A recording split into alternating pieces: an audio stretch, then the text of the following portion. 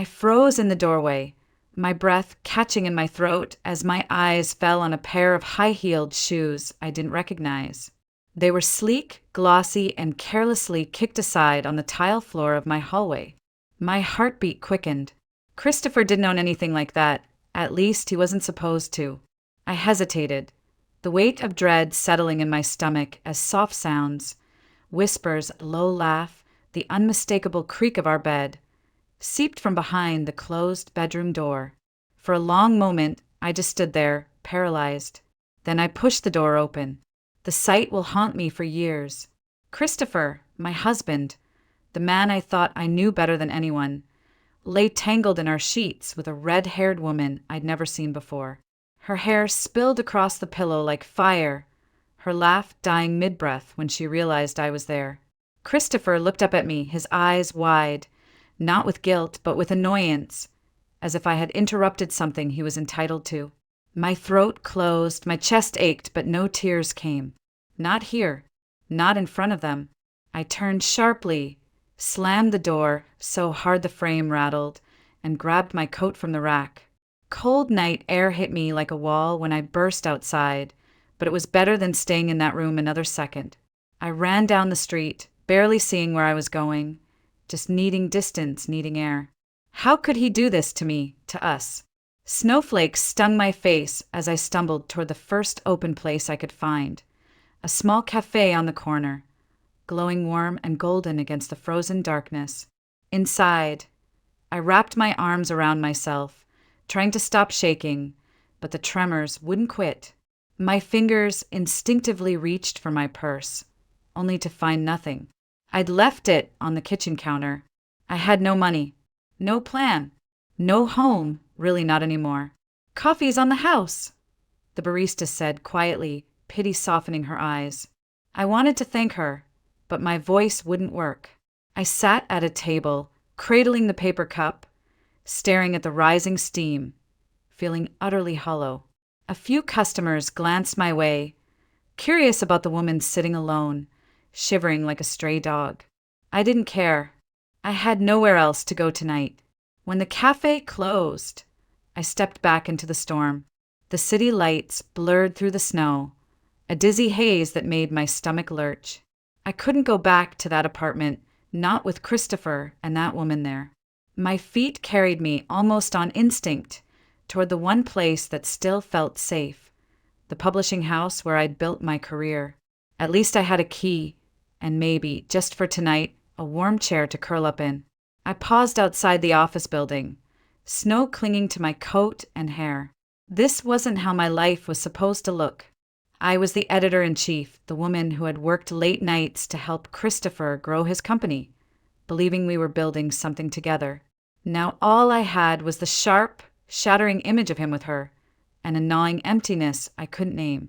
I took a breath, unlocked the door, and stepped inside, praying for warmth, for silence, for just one night of peace. The office was dark except for the glow of the street lamps filtering through the tall windows. It was quiet, too quiet, but at least it was warm. My heels clicked on the polished floor as I made my way past rows of empty desks, all familiar, all safe. This place had been my second home for years. Tonight, it was all I had left. "Who's there?" a voice called from the security booth near the entrance. I froze for a moment, then stepped into view. "It's me, Isabel. I'm sorry for barging in like this," I said softly. The security guard, an older man named Mike, squinted at me over his glasses. He'd been with the company for as long as I had, always a quiet, reassuring presence during late-night deadlines. "Miss Grant, you scared me half to death. Are you all right?" His eyes lingered on my face, and I knew what he saw, mascara smudged, cheeks raw from wind and tears. I forced a smile I didn't feel. "I just need a place to stay tonight. I'll sleep in my office. I promise I won't be any trouble." He hesitated for a moment, then shook his head. "You don't need to ask me twice. You look like you've been through hell. I'll put on a pot of tea, warm you up a bit." For the first time all night, I felt something close to comfort. I settled into my office chair, surrounded by stacks of manuscripts and the soft hum of the building's heating system. Mike soon appeared with a steaming mug of chamomile tea. "Here, drink this. Whatever's going on, you'll feel better in the morning," he said kindly. But I knew better. There wasn't going to be any better in the morning. Christopher's face flashed in my mind. The way he'd looked at me earlier, no shame, no apology, just irritation that I'd interrupted his fun. That hurt more than the affair itself. Affairs happen, people make mistakes, but this was contempt. And it cut deep. I stared at my desk, at the nameplate that read, Isabel Grant, Editor-in-Chief. I'd worked for this company long before Christopher bought into it. He'd always claimed we were partners, that we were building something together. Now I wondered if I had just been building it for him, while he found excitement elsewhere. The tears finally came, quiet and uncontrollable, hot against my freezing skin. I curled up in my chair and let them fall until exhaustion finally pulled me under. Sleep wasn't peaceful. It was fractured, full of echoes of laughter that wasn't mine, words I couldn't quite catch, and a suffocating weight on my chest. A loud banging pulled me out of it. My heart jumped as I looked toward the door. Sunlight leaked through the blinds, and a familiar voice rang out impatient and sharp. "Isabel, open this door." I said, "Open it." "Christopher." I froze. For a moment, I considered pretending I wasn't here, but he already knew. I took a deep breath and unlocked the door. He stepped inside, his expensive coat draped over one arm, looking every bit the man who thought the world owed him respect. "What's wrong with you? Why didn't you come home?" "You made a scene," he barked, as though I was the one who'd humiliated him. I stared out the window, jaw tight, refusing to give him the satisfaction of seeing me cry again. "I didn't want to disturb you, and your guest," I said flatly. His lips curled into something that might have been a smirk. "So you saw. Good. Saves me the trouble of explaining. You and I were done, Isabel. You've been too focused on work, too cold, too boring. Victoria understands me in ways you never could." Every word was like a slap. "You think you can just throw away years of marriage and expect me to thank you for it?" I whispered, "Marriage." He laughed, sharp and bitter. "I carried you, Isabel. Without me, you'd still be editing college journals for pennies. You're nothing without me, do you hear me? Nothing." His voice rose, harsh enough to echo off the office walls. I stood, shaking but determined. "No, Christopher. You don't get to define who I am." He stepped closer, eyes flashing. "You're not leaving me. Not like this. Think carefully, because without me you have nothing. No home, no job, nothing." My stomach twisted, but I managed to push past him, out into the hallway. "Then I'll start over," I said quietly, more to myself than to him. His laughter followed me out the door, sharp and mocking, bouncing down the hall long after I'd left the building. I walked aimlessly through the snow, my mind numb. The life I'd built had shattered overnight. My husband was gone, my home was gone, and as of this morning, so was my job. I had no family nearby, no plan, and nowhere to go. The emptiness pressed down like a physical weight until the sound of someone's voice, unexpected, unfamiliar, broke through the fog. "Are you all right?" a man asked, concern threading through his tone. I turned, and that was the first time I saw him. Alexander Shaw.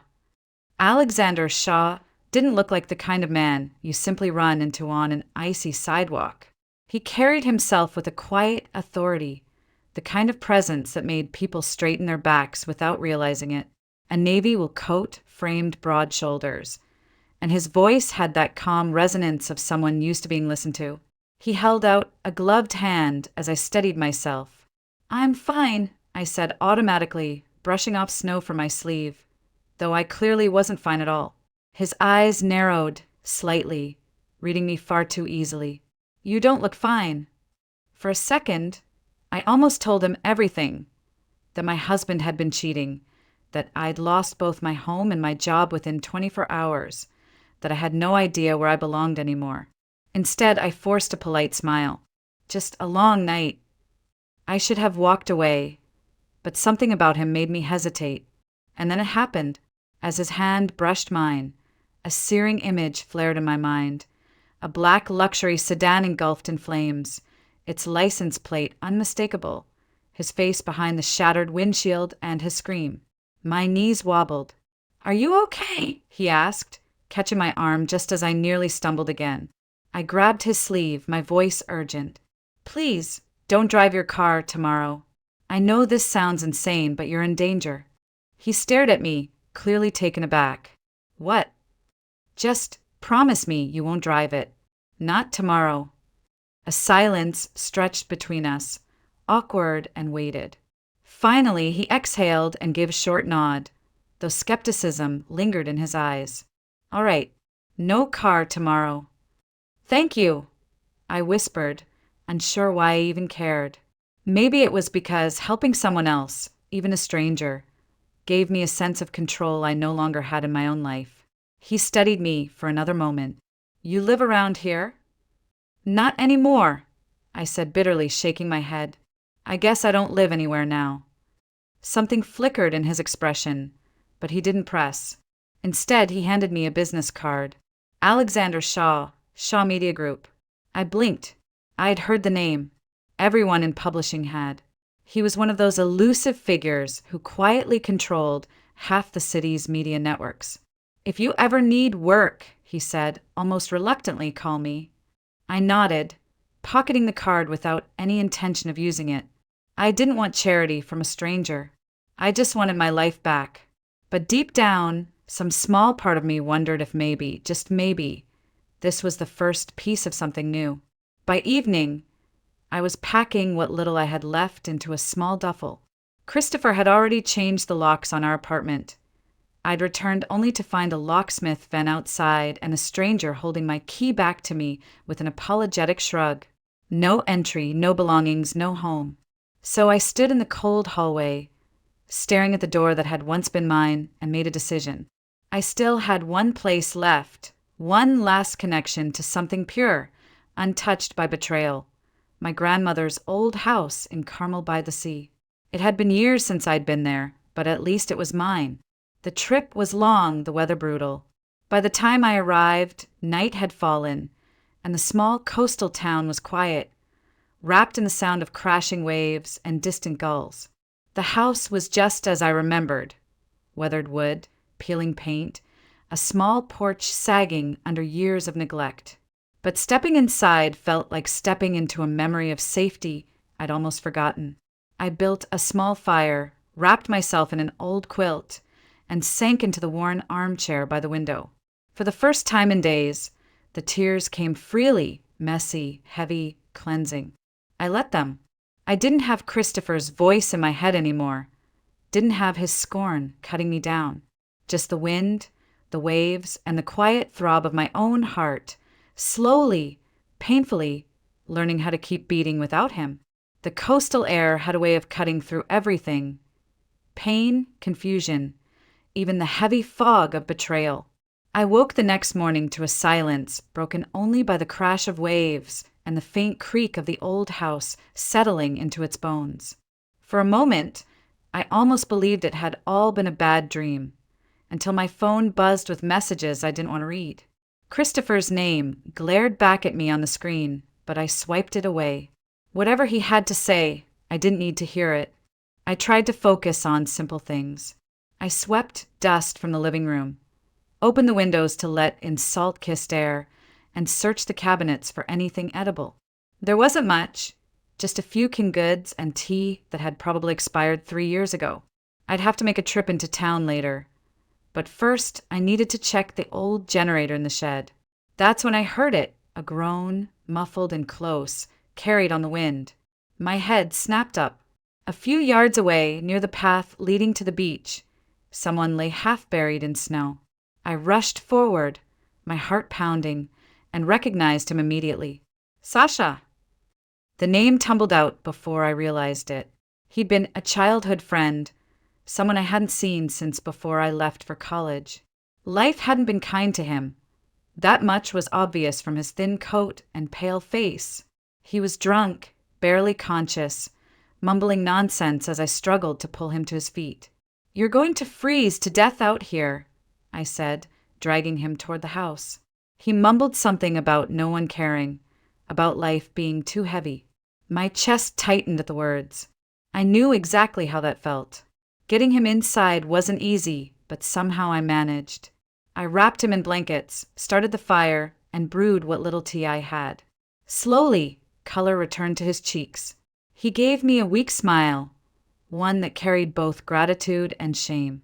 Thanks, didn't think anyone would bother, he whispered. I sat beside him, exhausted but oddly lighter than I'd felt in days. Helping him reminded me of something I'd forgotten. I wasn't powerless. I could still choose kindness, even when life felt unkind to me. But my body had limits. Hours later, fever crept over me like a slow tide. My fingers, still raw from hauling him, burned and tingled. I tried to ignore it, but by evening I couldn't stand straight. The world tilted, the room spun, and then nothing. When I opened my eyes again, everything was blurred.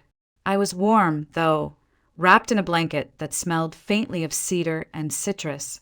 A figure sat by the window, tall and composed, reading something on his phone. Alexander. My voice was a hoarse whisper. He looked up, startled, then set the phone aside and approached. You're awake. Good. His eyes softened. You scared me half to death. What were you doing out here alone, sick as you were? My brow furrowed. How are you here? He hesitated, then smiled faintly. Your warning. About the car. You were right. It wouldn't start this morning. Some kind of engine issue. Apparently a serious one. If I had taken it, it could have caught fire on the highway. So I thought I owed you at least a visit, and I find you unconscious in your own living room. I blinked at him, trying to process his words. He'd actually listened. I didn't mean to scare you. I could not say something. And I could not come check on you, he replied gently. You need a doctor. You're running a fever. Before I could protest, he was already on the phone arranging transport to the nearest clinic. I wanted to argue, to tell him I didn't need saving, but the truth was I'd been saved the moment he walked through that door. The clinic was small but efficient. They treated my fever, bandaged my frostbitten fingers, and kept me overnight for observation. Alexander never left the waiting room. I saw him through the cracked door, sitting with his elbows on his knees, eyes distant but concerned. Why would a man like him, a man whose life was full of power, wealth, and obligations, care about a woman like me, broken and adrift? I didn't have an answer then. All I knew was that something had shifted the moment he'd stepped into my life.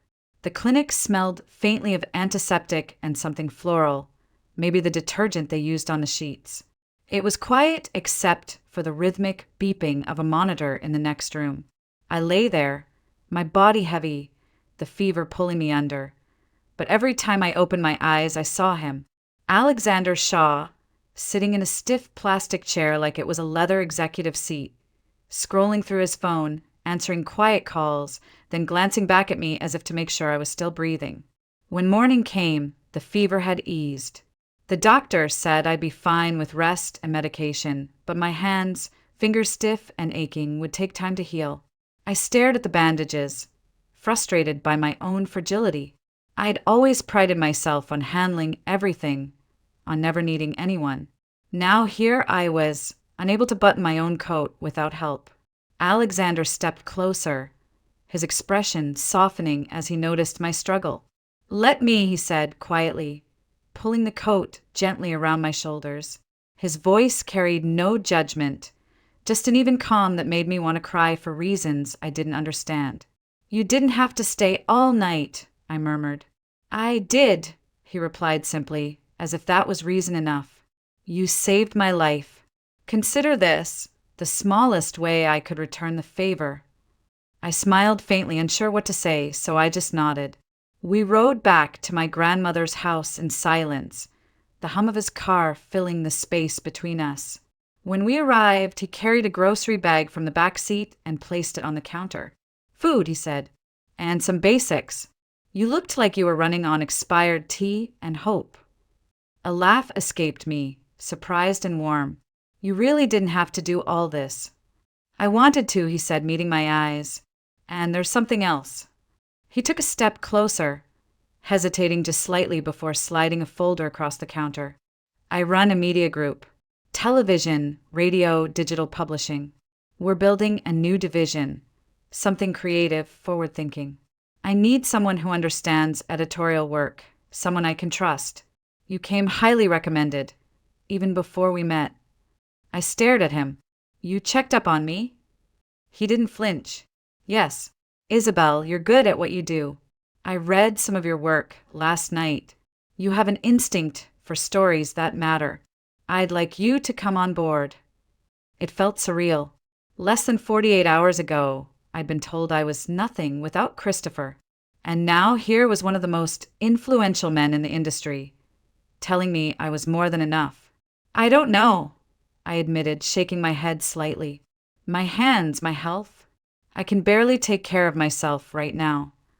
Exactly why you shouldn't be alone, he replied gently. Stay at my property. There's room, and it's closer to the city. You'll have medical care, time to heal, and a real workspace. This isn't charity, it's opportunity. But only if you want it. For a long moment, I couldn't speak. The idea of leaving this quiet, broken little sanctuary terrified me. But so did the thought of staying here, stuck in memories of a life that no longer existed. Finally, I took a deep breath. Okay, I'll do it. A small smile tugged at the corner of his mouth, something proud but restrained. Good. I'll have someone bring your things. We'll start slow. That afternoon, we packed what little I owned. A few clothes, a box of books, some family photos. When I stepped out onto the porch for the last time, the sea wind caught my hair and I felt lighter, as if leaving this place didn't mean losing it, but rather carrying its calmness with me. As we drove toward Alexander's property, I caught a glimpse of him at the wheel, focused and silent. There was something in the way he carried himself, not just power, but a kind of quiet steadiness I hadn't realized I craved. For the first time since everything fell apart, I felt like I was moving toward something, not just running from it. Alexander's property wasn't a house, it was an estate. The kind of place I'd only ever seen in glossy magazines or the movies. White stone walls, glass panels reflecting the endless blue of the Pacific, and gardens manicured down to every last rose petal. But it wasn't cold or ostentatious. Somehow it felt peaceful. He led me through wide hallways lined with artwork that whispered of old money and deliberate taste. This wing is yours, he said, opening a door to a suite larger than my old apartment. It had a private balcony overlooking the ocean. I stood there for a long moment, letting the salt air and rhythmic crash of waves wrap around me like a blanket. This is too much, I said quietly, turning to him. It's temporary, he replied, until you're well, until you decide what's next. I nodded, unsure how to respond. My hand still trembled slightly, the bandages awkward and stiff. But for the first time in days, I didn't feel like a burden. That evening, I wandered through the kitchen, following the smell of something warm. That's when I saw her, Victoria Lane. The red hair, perfectly styled, caught the light like a weapon. She turned, eyes narrowing the instant she saw me. Well, she said, voice dripping honey and venom all at once. I didn't realize Alexander was taking in strays. I froze, my breath catching. Victoria. My voice was neutral, though my pulse raced. You two know each other? Alexander asked, looking between us. Victoria's lips curved into a knowing smile. Oh, we know each other very well. Don't we, Isabel? Or should I say, Mrs. Blake? Though I hear you're not quite Mrs. Blake anymore. The jab landed like a slap, but I refused to give her the satisfaction of seeing me flinch. We've met, I said, simply meeting her eyes. Alexander's gaze sharpened, catching something unspoken in the air. Victoria, can I have a word? In private. She smiled sweetly at him, but the look she gave me on the way out was pure fire. I exhaled slowly, gripping the edge of the counter until my knuckles whitened. When Alexander returned, he studied me for a long moment. "You don't have to tell me now, but I'd like to know what that was about." "She was the woman I found in my house with my husband," I said flatly, voice steady even as my heart pounded. He froze, a muscle in his jaw tightening. "I see." His voice was quiet, dangerous in its restraint. For what it's worth, I didn't know. If I had, he let the sentence trail off, shaking his head. "You don't have to be anywhere near her if you don't want to." I looked down at my bandaged hands, then back up at him. "No, I'm not running anymore. Not from her, not from any of it." He gave a single nod, something like respect flickering in his eyes. "All right, but know this, you're not alone in this house. Not anymore." Something in my chest loosened at his words, but I stayed quiet, unsure what to do with the warmth they stirred. I had come here to heal, to work, to piece my life back together. The last thing I wanted was another war with someone like Victoria. But I also knew some battles find you whether you're ready or not. The next few days were quiet, at least on the surface. I focused on my recovery and the project Alexander had given me, a creative overhaul of Shaw Media's editorial wing. It felt good to work again, even if my hands still moved stiffly under the bandages. Alexander checked on me often, sometimes to discuss deadlines, sometimes just to ask if I'd eaten. He was careful, deliberate, never crossing boundaries, yet always present when I needed him most.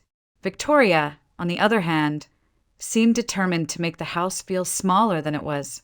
She lingered near the kitchen when I walked in, made subtle comments when Alexander wasn't around.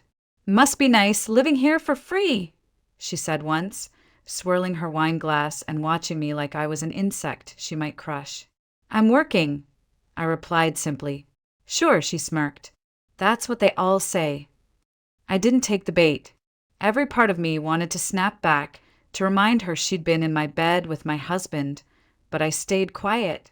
The old me, the one who used to argue every injustice, was learning that sometimes silence is power.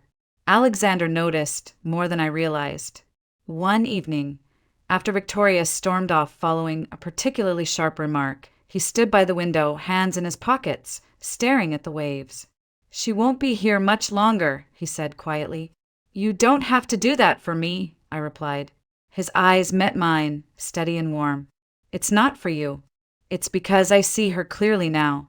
Sometimes it takes someone else's pain to reveal what we've been avoiding." That struck deeper than I expected, and for the first time in weeks, I felt something close to gratitude that didn't ache.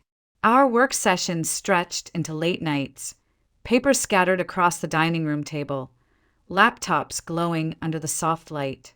Alexander wasn't the untouchable businessman I'd assumed he was. He was patient, focused, and surprisingly funny in quiet ways. I found myself looking forward to our conversations, to the sound of his laugh breaking through the seriousness of our tasks. But Victoria wasn't done.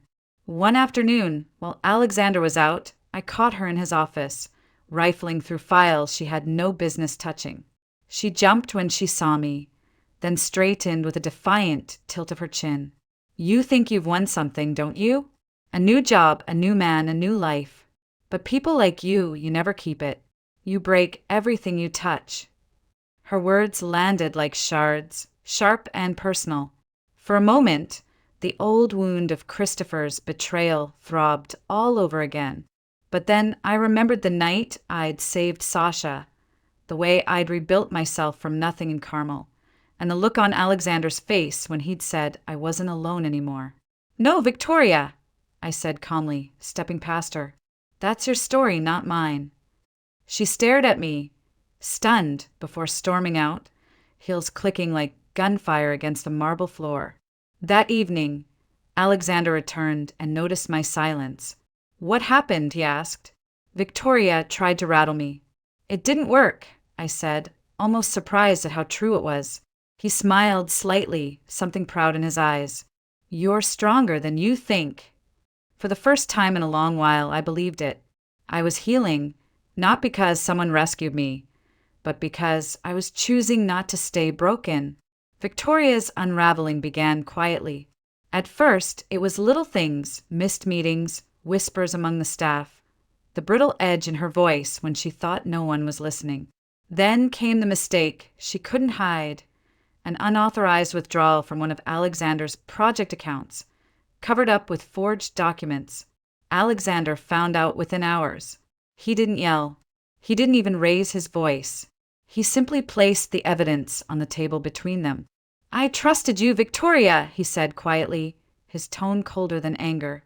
"Pack your things. You're done here." She tried to fight, spinning a web of excuses, even attempting to pin the blame on me.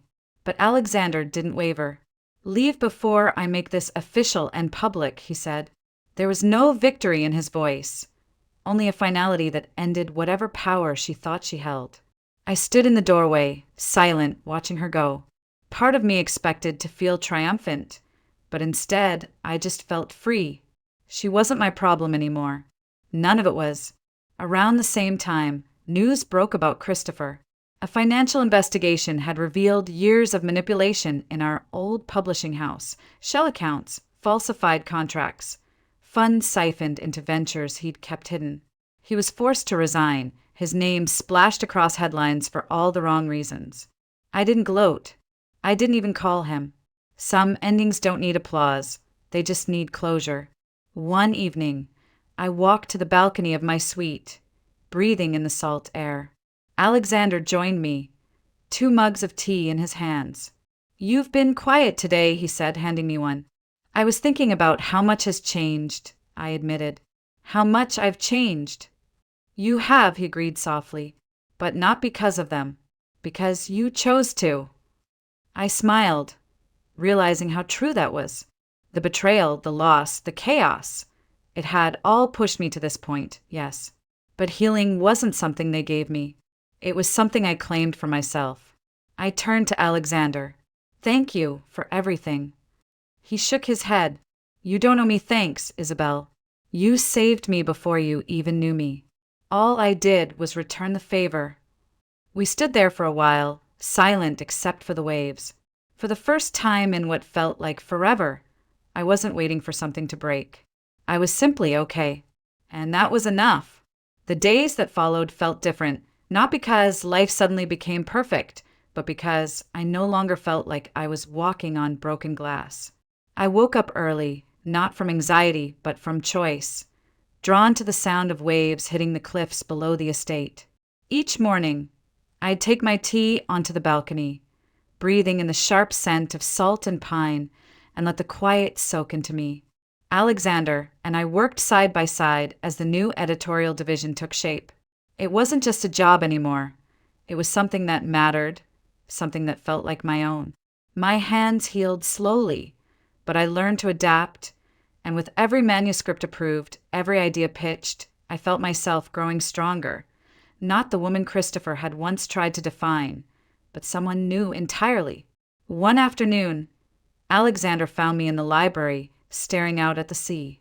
"You're far away today," he said, handing me a folder. "Just thinking," I replied, smiling faintly, "about how quickly everything can fall apart, and how sometimes that's what saves you."